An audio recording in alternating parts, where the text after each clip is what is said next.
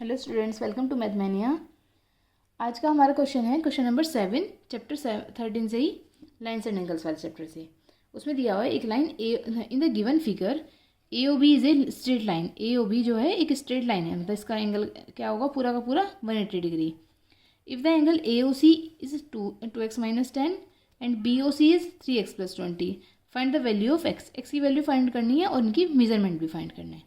तो एक्स की वैल्यू कैसे फाइंड करेंगे, पहले सबसे पहले तो हम क्या लिखेंगे, वही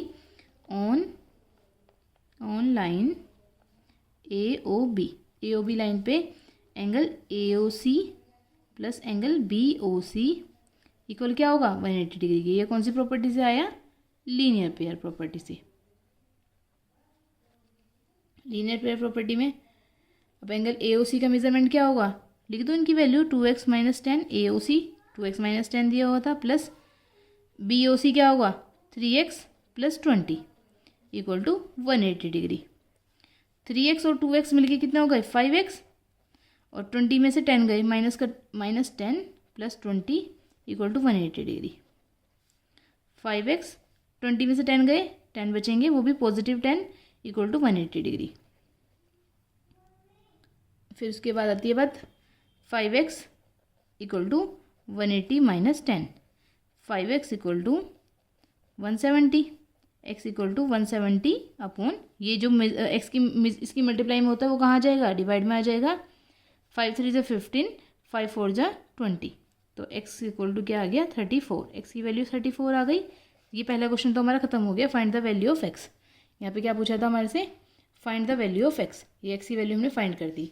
अब उसके बाद हमारे से पूछा जा रहा है find the value of angle A O C and angle B O C. Angle A O C और बी ओ सी की वैल्यू फाइंड करने के लिए क्या करेंगे, वैल्यू पुट कर दो। एक्स की वैल्यू यहाँ पे हमें क्या दी हुई थी, एक्स की वैल्यू 2x - 10। तो एंगल ए ओ सी की, angle A O C equal to 2x - 10 और angle B O C equal to 3x + 20। ये मैंने वैल्यू लिख ली। Angle A O C equal to 2x - 10 और angle B O C equal to 3x + 20। तो इसमें value put कर दी मैंने। एक्स की वैल्यू रखने पे क्या है 2 × 34 - 10।